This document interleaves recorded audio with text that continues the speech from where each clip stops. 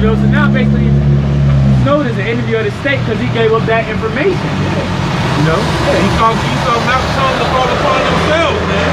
You know, and they gave up even the whistleblower now.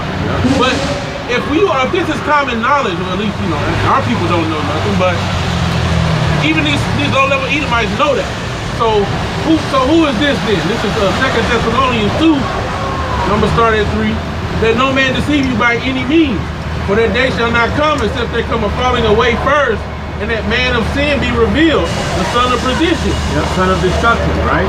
Who opposeth and exalteth himself above all that is called the Most High, or that is worship, so that he, as the Most High, sitteth in the temple of God, showing himself that he is God. Yeah, you see, and that's what he do. He like to exalt himself as he is the Most High, man. Because we know the ultimate creator is to know all, to see all. So, but he wants to be that physically and carnally on the earth, upon all people, man. Right. So that's exactly what it is. He wants to know and see everything, man. The eyes of the Lord are brighter than what, 10,000 suns, man? Yeah. He sees everything, man. You know? And that's exactly what Esau wants to do. That's exactly what this system, because it's taking a group effort to do this, man.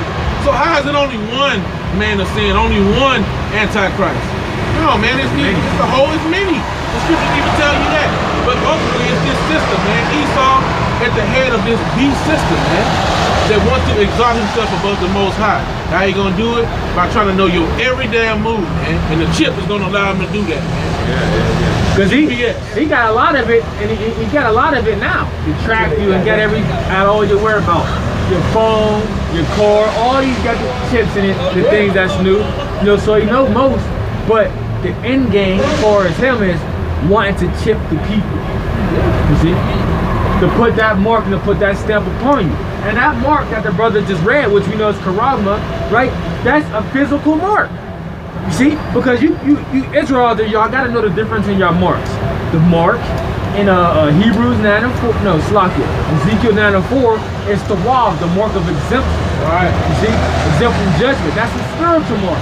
But this one in Revelation 13 and 16 to 17 is the mark, right? It's a physical mark. The imprint you with, the stamp, the mark, the cut, however you want to look at it. Exactly. You know, meaning as far as, you know, physical, not spiritual. Let me take that back. No, that's real talk, because, you know, first of all, the spiritual mark that the bro was mentioning, the wab, they don't go into but the number of the Most High and this no, it's having his name written in your forehead, man. Yeah. You know, the angels writing the name in your forehead, man. And the angels is spiritual. You know what I'm saying? They can see all that, man. Esau ain't spiritual, he caught him. But right. But now when it goes into the this physical mark, it talks about the number of his name, you know, and all these different things, and we know that with the barcodes it represents 666, man. You know. Now I could go on a stigma if you want, but you had something you want me to do? That's cool. Go to Revelation 14 and 9. Because like we said, bro, you take this mark, you finish. See, so we know the mark can't be sin. We know the mark can't be just for philosophy. No, man. I'm gonna go to Burlington. Right, and also how you gonna buy with a dang spiritual mark? Philosophy. Embargo. Yeah. And then embargo is a ban on the country so they can't trade. So that's definitely not that. Because you got to buy or sell. If you won't be able to buy or sell unless you have the mark. Right. All right. Revelation 14 and 9. Right. So this is the judgment for all y'all people to take the chip. Since y'all think it's so much of a light thing, listen to this. And the third angel followed them, saying with a loud voice, if any man worship the beast and his image, if you worship the beast and his image. So what ties in with the image? I'll give you a few examples. Christianity, right? That's part of the image, man. The different philosophies, that's part of the image. Okay? Go ahead. And receive his mark in his forehead or in his hand. Yeah. The same shall drink of the wine of the wrath of Yahweh, which is poured out without mixture into the cup of his indignation. And he shall be tormented with fire and brimstone in the presence of the holy angels and in the presence of the Lamb. And the smoke of their torment ascended up forever and ever, which is a period of time. And they have no rest day or night who worship the beast and his image, and whosoever receiveth the mark of his name. And the mark of his name is the RFID microchip. You know? The number of the beast, man. 666, man. It all goes back to his name, man.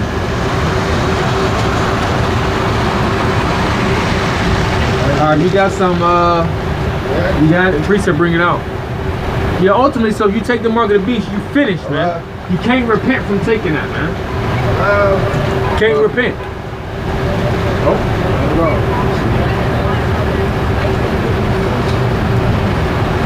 that's what you just read, Revelation 14:9. yeah, whosoever receives the mark of his name.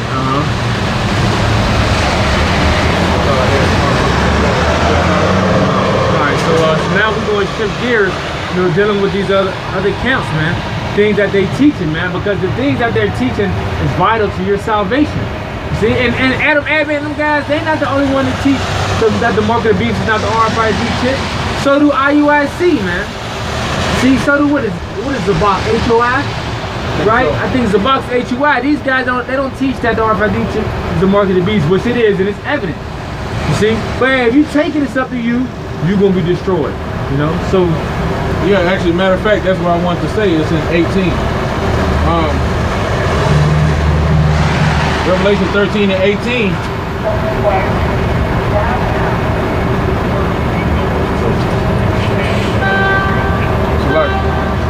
All right, bro. So drop that. We gotta get it to, bro. Okay. So get it. the number of his name. You know, the number of his name. That's going back to 666, man. That's the number of the mark of the beast's name.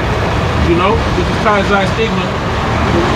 What you want me to get, bro? Go back. It goes into the whole system, like you were saying. Yeah, because when you look at it says the number of his name, and the number of his name is Kai's stigma in the Greek, and stigma represents a pointed instrument, but it also represents a brand. When you get that mark on you, and if you brand a cattle, that belongs to whoever put the brand on it. Yep. Same thing with that mark. Once you get the mark of his name, which is the mark of the beast, the 666, goes back to the barcode.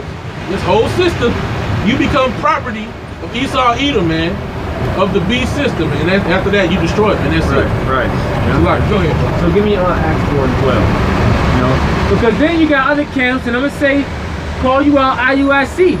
They teach you that, oh, the name don't matter. You can call them whatever you want. You see, but how can you other Israelite groups follow them after the scriptures say this? Acts 4 verse 12. Yeah. Neither is there salvation in any other, for there is none other name under heaven given among men whereby we must be saved. Read that last part.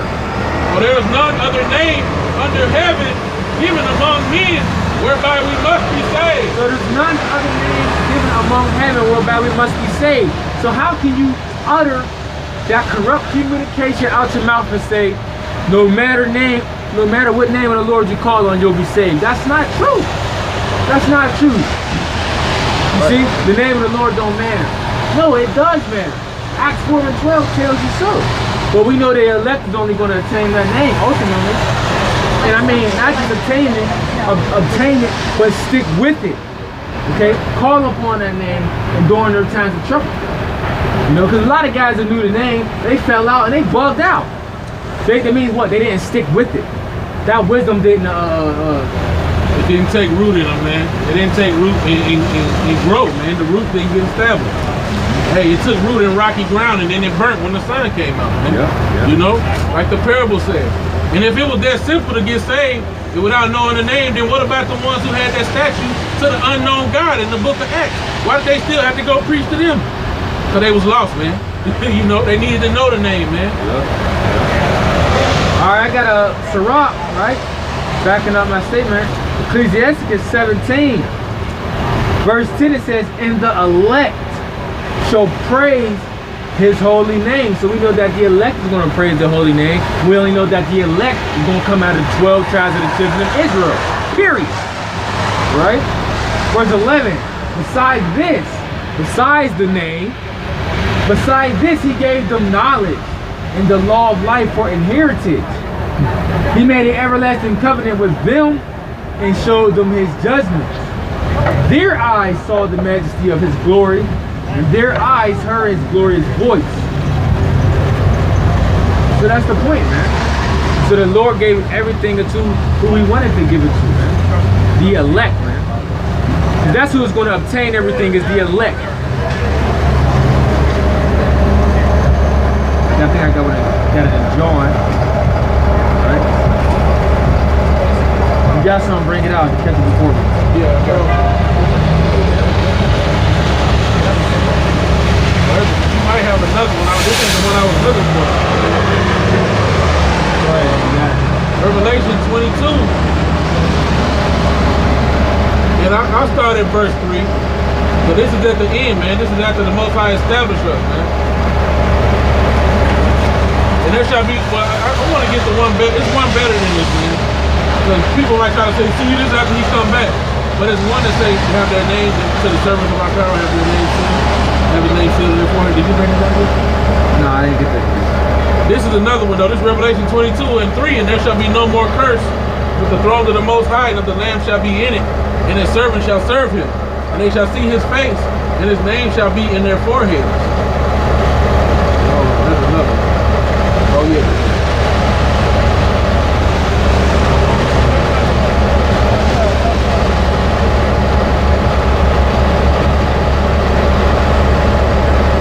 Sloppy. I'm looking for a certain scripture. Good. Revelation 6 and 10. I believe this is good. I got it. You ain't got it. I got John 17, verse. I'll start at 9. It says, I pray for them. I pray not for the world, but for them which thou hast given me, for they are thine. So I bet you Christians don't read that. This is the Lord talking. He said, I pray for them. I pray not for the world. And we're going to continue down and see who we're praying for. And all mine are thine, and thine are mine. And I am glorified in them. And now I am no more in the world, but these are in the world. And I come to thee, Holy Father, keep through thine own name those whom thou hast given me, that they may be one as we are. While I was with them in the world, I kept them in thy name.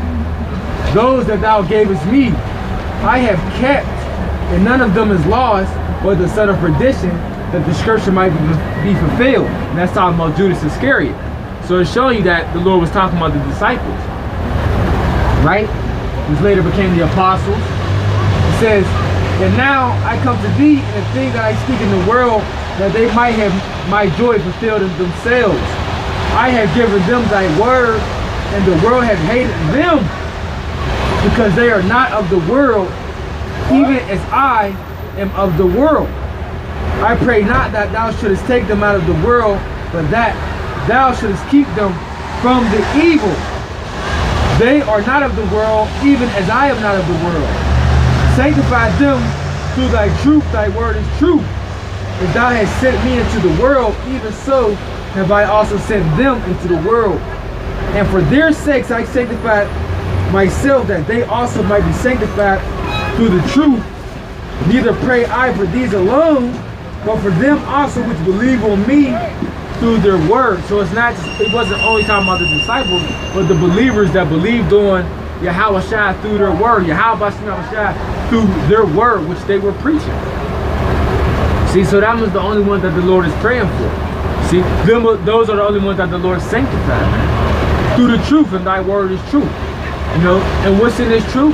The name of the Lord. Okay? Why wouldn't we have the name of the Lord has always been important. We build altars for the Heavenly Father in his name. See, we always call upon the Heavenly Father in his name to get delivered out of captivity. So what makes you think this captivity is any different? Why would the Heavenly Father's name be less important here? Why would it? I don't understand. Even Moses knew how important it was. As almighty as the Most High is, and he was up there on the mountain with them. If they ask who sent me, who shall I say sent me? Hey, tell them that I am. So yeah, he is. You know, Ahaya is Yahweh Ba'ashem Yahweh Shai. He is, man. Yahweh, he exists. All right, and I got that precept. It's beautiful. I read that first one because when there's no more curse, we're gonna have the name written in our forehead. It's gonna be sealed in our forehead, is what it says. But this is the time when they seal it. Revelation 7:1. Right, yeah. And after these things, I saw 4 angels standing on the 4 corners of the earth, holding the 4 winds of the earth, that the wind should not blow on the earth, nor on the sea, nor on any tree. Yep. And I saw another angel ascending from the east, having the seal of the living power, and he cried with a loud voice to the 4 angels, to whom it was given to hurt the earth and the sea, saying, hurt not the earth, neither the sea nor the trees, till we have sealed the servants of our power in their foreheads. Right, so that the angels, give me Jeremiah 51:1. So the angels is holding back the destroying wind until those servants be sealed. See, till the names is written in their foreheads, man, of the 144,000. Jeremiah 51:1. The angels holding back that destroying wind. Because as he said, hurt not the earth, nor the sea, nor the trees. Yeah, we getting the destroying wind. Oh, yeah. Fan is the fan? Yep. Okay. Jeremiah 51:1. Thus saith the Lord, behold, I will raise up against Babylon and against them that dwell in the midst of them, that rise up against me, a destroying wind. A destroying wind. And will send unto Babylon fanners, that shall fan her, and shall empty her land. For in the day of trouble they shall be against her round about. And that's all we need right there. That's the point. The destroying wind, man. And we know the destroying wind is going to come from the thermonuclear fire. The fanners shall fan her. What you think that represents? What you think that means?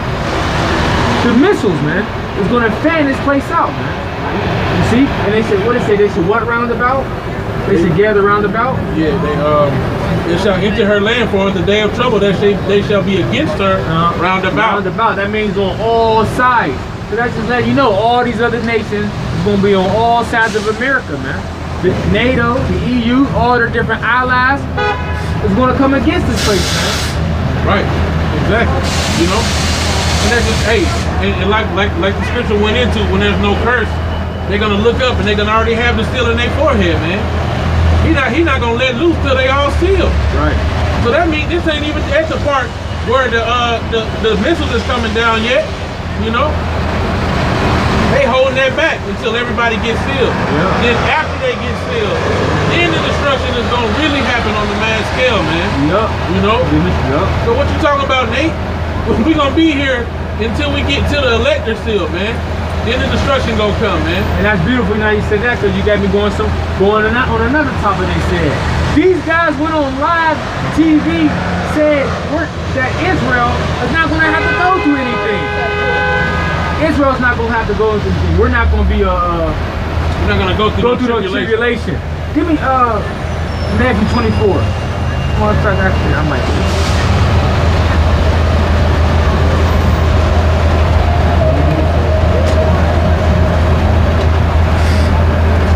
I got it, brother.